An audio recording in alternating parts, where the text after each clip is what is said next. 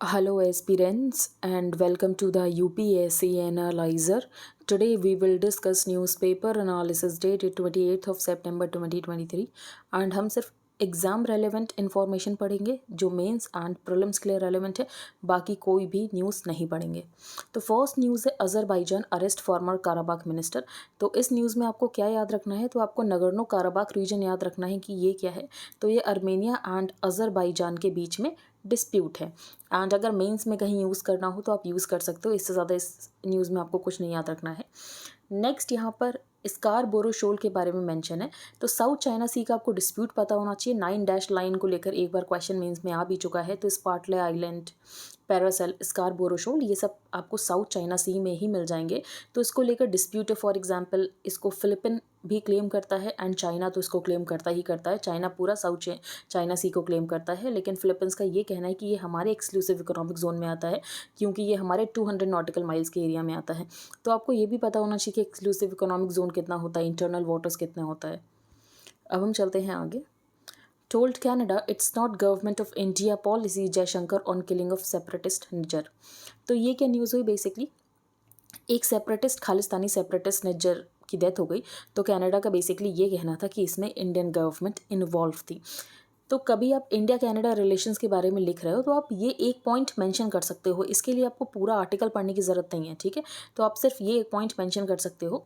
बाकी यहाँ पर ऑर्गेनाइज्ड क्राइम के बारे में बात की गई है। तो ऑर्गेनाइज्ड क्राइम ये मेंस में एक टॉपिक अलग से मेंशन है और ये भी आपको याद रखना है कि ऑर्गेनाइज्ड क्राइम का टेररिज्म के साथ क्या लिंकेज है। तो इसको लेकर आपको 1-2 पेजेस के नोट्स प्रिपेयर कर लेने हैं कि ऑर्गेनाइज क्राइम का टेररिज्म के साथ क्या लिंकेज है। इसमें एक कीवर्ड होता है ब्लैक होल सिंड्रोम। तो ब्लैक होल सिंड्रोम बेसिकली ये बताता है कि कैसे ऑर्गेनाइज क्राइम से टेररिस्ट यूज़ करते हैं और कैसे टेररिज्म का यूज़ ऑर्गेनाइज क्राइम वाले करते हैं। तो ऑर्गेनाइज क्राइम की डेफिनेशन आप याद कर सकते हो कि 3 या 3 से ज़्यादा लोग इन्वॉल्व हो किसी ऐसी एक्टिविटी में, सीरियस टाइप की एक्टिविटी में जिससे मटेरियल बेनिफिट को वो जनरेट कर रहे हो। सबके साथ आपको एग्जाम्पल्स लिखना बहुत ज़रूरी होता है। तो आप यहाँ पर एग्जाम्पल्स याद कर सकते हो, यामागुची भूमि का, इसके अलावा हांगकॉन्ग ट्रायड्स का। तो वैसे आप कुछ एग्जाम्पल्स प्रिपेयर करके रखो और 1-2 पेज का कंटेंट प्रिपेयर करके रखो। That's it. जो भी टॉपिक्स आपके मेंशन है मेंस के सिलेबस में। A day earlier, speaking at the United Nations General Assembly, Jaishankar said political convenience should not be allowed to determine a country's response to terrorism, extremism and violence। तो कभी भी question आता है कि terrorism को tackle करना क्यों difficult हो रहा है, तो आपके लास्ट में वन ऑफ द पॉइंट्स में पॉइंट हो सकता है political convenience. For example USA की अगर हम बात करें तो USA good terrorism, bad terrorism करता है। जो चाइना है वो पाकिस्तान के टेररिस्ट को यूएनएससी के 1267 सैंक्शंस कमेटी में एंटर नहीं होने देता है, उसकी एंट्री को ब्लॉक करवा देता है। तो ये नहीं होना चाहिए। अगर हमें टेररिज्म के साथ फाइट करना है तो ग्लोबल कोलैबोरेशन की बहुत ज़्यादा ज़रूरत है। अपकमिंग डिजिटल बिल में widen the ambit of online censorship. Section 69A of the IT act allow करता है सेंटर को कि सेंटर जो है ब्लॉकिंग ऑर्डर्स दे सकती है सोशल मीडिया इंटरमीडियरीज को। लेकिन यहाँ पर कुछ कंडीशंस है कि कौन से कंडीशंस में यहाँ पर दिया जा सकता है। फॉर एग्जांपल अगर नेशनल सिक्योरिटी का मैटर हो, पब्लिक ऑर्डर का मैटर हो, friendly relations with foreign governments हो। लेकिन अभी इसको और ज़्यादा एक्सपेंड किया जाएगा, सिर्फ यही न्यूज़ है। यहाँ पर एक इन्वेसिव स्पीशीज़ की बात की गई जिसका नाम है कॉनोकार्पस ट्रीज़। ये सिर्फ आपको प्रीलिम्स के लिए याद रखना है, conocarpus trees and invasive mangrove species. ठीक है, आगे चलते हैं हम। 8 bills awaiting governor assent, Pinarayi government mulls moving supreme court. तो सेंटर स्टेट रिलेशंस ये एक टॉपिक है मेंस में। तो अगर सेंटर स्टेट रिलेशंस की हम बात करें तो एडमिनिस्ट्रेटिव इश्यूज में एक इशू आता है गवर्नर का इशू। अब गवर्नर को बेसिकली ये कहा जाता है कि एजेंट ऑफ द सेंटर होता है।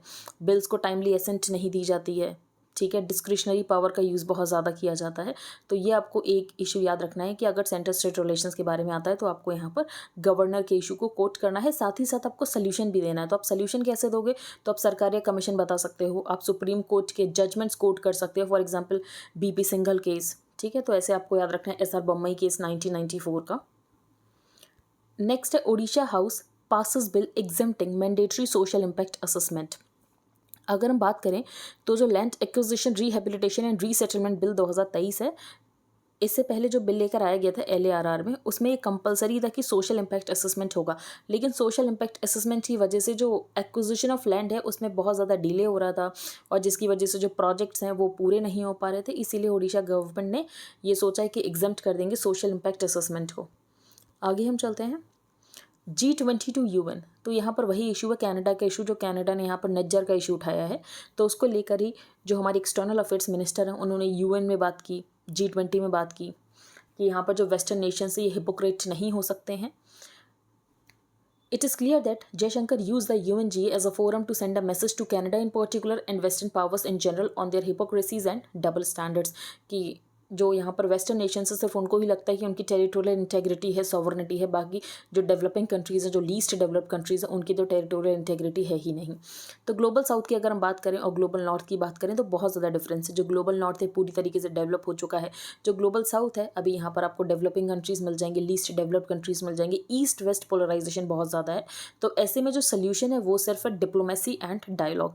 तो कंस्ट्रक्टिव डिप्लोमेसी एंड डायलॉग होना चाहिए. But a question has also been revived by the west posturing, is sovereignty and territorial integrity only the province of a few countries? Do consequences for violating them only attach to some? तो ये यहाँ पर question किए गए हैं कि आप territorial integrity और non interference in internal affairs को चेरी पिकिंग के तरीके से नहीं कर सकती. या आपको जहाँ पर मन है आप वहाँ पर दे रहे हो, जहाँ पर आपका मन नहीं है वहाँ पर आप टेरिटोरियल इंटेग्रिटी को वायलेट कर रहे हो. The distinction between rule makers and the rest has also marked bodies like the UN which often does not live up to the promise of its charter. फिर वैक्सीन अपार्थाइड हमें देखने को मिला during the pandemic की. Developed countries ने क्या किया, सारे वैक्सीन की होर्डिंग करके अपने लोगों को वैक्सीन दिलवा दी. बाकी अगर हम बात करें तो इंडिया ने ये भी एक प्रपोजल रखा था WTO में कि जो यहाँ पर कोविड वैक्सीन है उनको यहाँ पर वेवर दे देना चाहिए. इंडिया के साथ यहाँ पर साउथ अफ्रीका भी था, लेकिन वेस्टर्न कंट्रीज़ इसके अगेंस्ट थे क्योंकि वो यहाँ पर सिर्फ प्रॉफिट के बारे में सोच रहे थे. उसके बाद अगर हम क्लाइमेट चेंज की बात करें तो क्लाइमेट चेंज में भी हिस्टोरिकल रिस्पॉन्सिबिलिटीज़ को एवेट किया जा रहा है.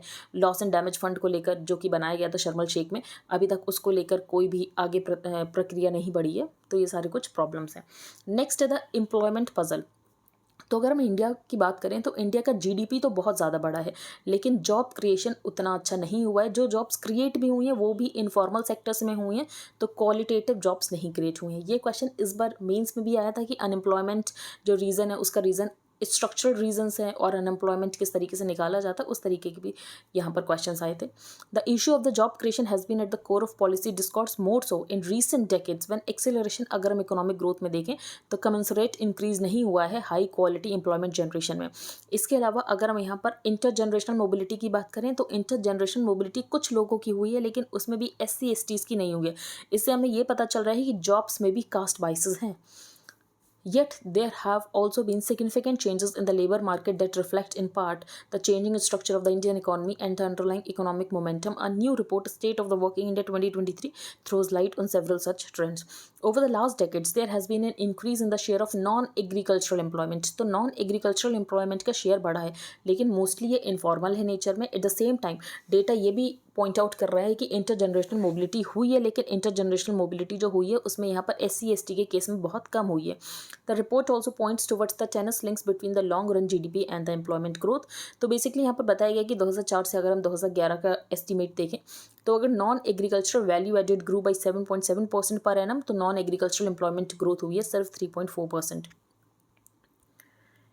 यहाँ पर डोपिंग की बात की गई है कि इंडियन स्पोर्ट्स में एक बहुत बड़ी प्रॉब्लम है जो कि है डोपिंग. और डोपिंग को लेकर जो यहाँ पर नाडा है, नेशनल एंटी डोपिंग एजेंसी, ये ठीक से काम नहीं कर रही है. India's doping menace in sport that offers fantasies of dizzying success, और उसके बाद भी इसको लेकर कोई एक्शन नहीं लिया जा रहा है, जिसकी वजह से इंडियन स्पोर्ट्स ग्लोबल लेवल पर सफ़र करते हैं. Eight the core of this corruption is encouragement of the coaches. तो कोचेस यहाँ पर खुद एनकरेज करते हैं प्लेयर्स को डोपिंग करने के लिए. And parents for quick fixes and the lethargy of India's anti doping machinery. तो कभी आप स्पोर्ट्स का इशू लिख रहे हो तो आप यहाँ पर एक डोपिंग का इशू मेंशन कर सकते हो. नेक्स्ट है who is afraid of elections. तो यहाँ पर वन नेशन वन इलेक्शन की बात की है, तो ऑथर का बेसिकली ये कहना है कि वन नेशन वन इलेक्शन जो यहाँ पर पैनाशिया बताया जा रहा है कि सारे इलेक्शन की प्रॉब्लम सॉल्व हो जाएंगी, एक्चुअली पैनाशिया है ही नहीं. और यहाँ पर दूसरे इश्यूज़ के ऊपर ध्यान देना चाहिए, ना कि यहाँ पर मैकेनिकल सबको एक साथ कर देना चाहिए कि सारे इलेक्शंस एक साथ हों. और अगर आप यहाँ पर कोशिश भी करोगे सारे इलेक्शंस एक साथ हो तो साइकिल अपने आप ही यहाँ पर चेंज हो जाएगी. क्योंकि अगर हम बात करें इंडिपेंडेंस के बाद 1967 तक सारे इलेक्शंस एक साथ ही हो रहे थे, लेकिन उसके बाद क्या इशू हो गया, उसके बाद यहाँ पर प्रेसिडेंशियल इमरजेंसी लगा दी गई, किसी की सरकारें पहले गिर गई नो कॉन्फिडेंस मोशन लाकर. तो ये तो आगे भी होता रहेगा. तो आप यहाँ पर कितने बार चेंजेस करोगे सारे इलेक्शंस को एक लाइन में लाने के लिए. तो अभी अगर हम बात करें तो नारी शक्ति वंदन अधिनियम बिल आया था, तो जिसको पोस्ट डेटेड चेक कहा गया. फिर यहाँ पर one nation one election could be a check that wasn't presented. The notification cited 3 reasons की यहाँ पर क्यों इलेक्शंस में वन नेशन वन इलेक्शन होना चाहिए, साइमल्टेनियस इलेक्शन होने चाहिए. एक रीज़न ये दिया गया कि बहुत ज़्यादा एक्सपेंडिचर होता है, जैसे कि अगर हम बात करें तो 2019 के इलेक्शन में यहाँ पर 9,000 करोड़ का एक्सपेंडिचर हुआ था। और मॉडल कोड ऑफ कंडक्ट के लगने की वजह से यहाँ पर जो डेवलपमेंटल एक्टिविटीज़ हैं उसके ऊपर डिसरप्शन होता है, और जो सिक्योरिटी फोर्सेस हैं उनको डाइवर्ट किया जाता है इलेक्शन ड्यूटी में, जिसकी वजह से उनका जो डे टू डे काम होता है वो नहीं कर पाते हैं। तो यहाँ पर 3 रीजंस दिए गए थे कमेटी के द्वारा कि क्यों यहाँ पर साइमल्टेनियस इलेक्शंस होने चाहिए। तो सबसे पहले तो ऑथर ने तीनों रीजंस को डिस्कस किया है, और उसके बाद ऑथर ने ये बताया कि क्यों नहीं होना चाहिए। So far there has been no analysis कि कितना पब्लिक एक्सपेंडिचर होता है और इससे अगर साइमल्टेनियस इलेक्शंस कराएंगे तो कितनी कमी हो जाएगी। फिर यहाँ पर ये बताया गया कि जो ऑफिसर्स की ड्यूटी लगती है यहाँ पर इलेक्शंस में, उससे हम ये नहीं कह सकते कि उनका नॉर्मल डे टू डे कितना डिसरप्शन होता है काम में। फिर अगर हम एमसीसी की बात करें तो एमसीसी में हर तरीके के डेवलपमेंट काम के ऊपर रोक नहीं लगाया जाता है, कुछ ही तरीके के काम हैं, तो बाकी काम किए जा सकते हैं। तो the third rationale of disruption of development work is also not supported by the data. A careful reading of the MCC would show that only a certain category of public expenditure is prohibited when the MCC is in force with a view to denying the ruling party an unfair advantage by spending public resources. और वो भी यहाँ पर कुछ उस तरीके का काम रोके गए हैं कि जो रूलिंग पार्टी उसको फायदा न मिल सके और यहाँ पर एक लेवल प्लेइंग फील्ड हो। फिर यहाँ पर ये बताया गया कि 1951 से लेकर 1967 तक यहाँ पर साइमल्टेनियस इलेक्शंस ही हो रहे थे, लेकिन ये जो साइकिल है ये डिस्टर्ब हो गई, क्योंकि वही जो मैंने आपको बताया कि यहाँ पर प्रेसिडेंशियल इमरजेंसी लगा दी जाती थी। The political dynamics at a given time would determine the fate of an elected government. तो अगर आप यहाँ पर मैकेनिकल फिक्स आउट करने की कोशिश कर भी रहे हो कि सारे इलेक्शंस एक साथ हो जाएं, ये साथ में रह नहीं पाएंगे, एक्चुअली यहाँ पर साइकिल डिस्टर्ब होगी, कहीं नो कॉन्फिडेंस मोशन आ जाएगा, कहीं सरकारें गिर जाएंगी। तो in a federal polity such as India, elections in any state concern the voters and political leaders of that state. अब यहाँ पर जो सेंट्रल लीडरशिप है उसको क्यों लगता है इतना ज़्यादा कि यहाँ पर साइमल्टेनियस इलेक्शंस होने चाहिए। तो बेसिकली ऑथर का ये कहना है कि ये जो यहाँ पर रैशनल दिया गया है कि हमेशा यहाँ पर जो सरकार होती है वो कैंपेन मोड में रहती है, काम नहीं कर पाती, तो ऑथर का ये कहना है कि अगर यहाँ पर लोकल के इलेक्शन हो तो वहाँ पर लोकल लीडरशिप को कैंपेन करने दो ना, यहाँ पर सेंट्रल लीडरशिप क्यों जा रही है कैंपेन करने के लिए। इसकी वजह से तो सेंट्रलाइजेशन ऑफ पॉलिटिक्स हो रहा है। तो ये कीवर्ड आप मेंशन कर सकते हो, centralisation of politics is happening in the country. तो in a federal polity such as India, elections in any state concern the voters and political leaders of that state and do not preoccupy the voters of other states. How do elections in Nagaland affect the administrative functioning in Tamil Nadu, और how do elections in Haryana concern the voters in Kerala? तो अगर हरियाणा या तमिलनाडु में elections हो रहे हैं तो केरला को क्या फ़र्क पड़ना चाहिए। केरला का तो जिस तरीके से काम चल रहा है उस तरीके से होना चाहिए। Not for that matter should the election in any state affect the functioning of the central leadership. However, अगर पार्टी लीडरशिप इतनी ज़्यादा ऑब्सेस्ड है कि हर स्टेट में कैंपेन करने जाए अपना काम छोड़ के, फिर तो क्या ही कहा जाए।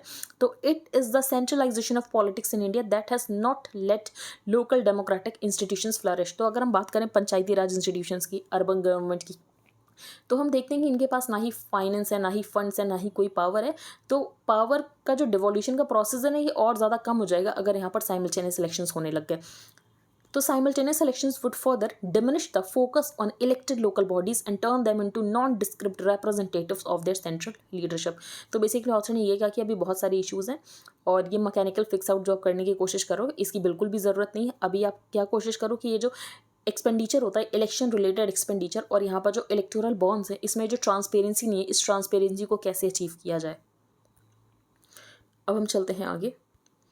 Cancers gender problem. तो ये बताया गया कि विमेन जो होती हैं ये लेस प्रोन होती हैं टू कैंसर, लेकिन उसके बाद भी जो डेथ होती है कैंसर से वो ये विमेन में ही ज़्यादा क्यों होती है। तो around 63% premature deaths due to cancers in Indian women could have been prevented by reducing risk factors, screening and diagnosis, और 37% को अवॉइड किया जा सकता है with timely and optimal treatment. तो लेंसेट ने एक रिपोर्ट रिलीज़ की है, women power and cancer, and said around 6.9 million cancer deaths among women in India were preventable and 4.03 million were treatable. तो इशू क्या है, तो अगर आपको पता हो तो सबसे पहला तो यहाँ पर पैट्रियार्कल डिस्क्रिमिनेशन हो सकता है कि विमेन के पास फाइनेंशियल ऑटोनॉमी नहीं होती है, नॉलेज नहीं होती है, उनके पास टाइमली एक्सेस टू ट्रीटमेंट नहीं होता है, क्योंकि अगर हम प्राइमरी हेल्थ केयर सेंटर्स की बात करें तो ये बहुत ज़्यादा ख़राब कंडीशन में है, यहाँ पर डॉक्टर्स तक नहीं होते हैं। तो report said women face challenges in accessing timely and appropriate care in the absence of knowledge, decision making और फाइनेंशियल पावर्स नहीं होता है, अवेलेबिलिटी ऑफ सर्विसेज नहीं है at the primary level closer to home. तो अगर ये क्वेश्चन आ जाता है और आपको नहीं पता है रीजंस, तब भी आप रीजंस खुद से सोच सकते हो कि क्या रीज़न होगा कि विमेन यहाँ पर क्यों ज़्यादा अफेक्ट हो रही हैं। जैसे मैन के पास यहाँ पर ज़्यादा नॉलेज होती है, ज़्यादा एक्सेसिबिलिटी होती है, क्योंकि वो फाइनेंशियली इंडिपेंडेंट होते हैं। तो when it comes to providing cancer care, the report said women are underrepresented as leaders and are likely to face gender based discrimination and sexual harassment. फिर यहाँ पर कुछ सोसाइटल चेंजेस करने की भी ज़रूरत है। फॉर एग्जाम्पल, यहाँ पर विमेन खुद को डायग्नोस कराने नहीं जाती हैं, तो ब्रेस्ट एंड सर्वाइकल कैंसर को ईजिली प्रिवेंट किया जा सकता है अगर यहाँ पर हर साल हो या तो फिर विमेन खुद को सेल्फ चेक करते रहें, लेकिन एक्चुअली ऐसा होता नहीं, जिसकी वजह से यहाँ पर सही टाइम पर नहीं डिटेक्ट हो पाता है और जिसकी वजह से यहाँ पर डेथ्स होती हैं। फिर यहाँ पर ये कहा गया कि HPV वैक्सीन बनाई गई है सर्वाइकल कैंसर को लेकर, तो सरकार भी इसको इम्यूनाइजेशन प्रोग्राम में इंक्लूड कर रही है, यूनिवर्सल इम्यूनाइजेशन प्रोग्राम में। तो इसकी वजह से ज़रूर यहाँ पर जो कैंसर रिलेटेड डेथ्स हैं विमेन में, ये यहाँ पर कम हो सकती हैं। बाकी इकॉनमी पेज पर तो कोई भी न्यूज़ इंपॉर्टेंट नहीं है। तो आई होप आपको सब कुछ क्लियर हो गया हो। अगर आपका कोई भी डाउट है तो आप टेलीग्राम ग्रुप पर पोस्ट कर सकते हो। And if you likes the analysis then please like, share and subscribe. Thank you and have a nice day.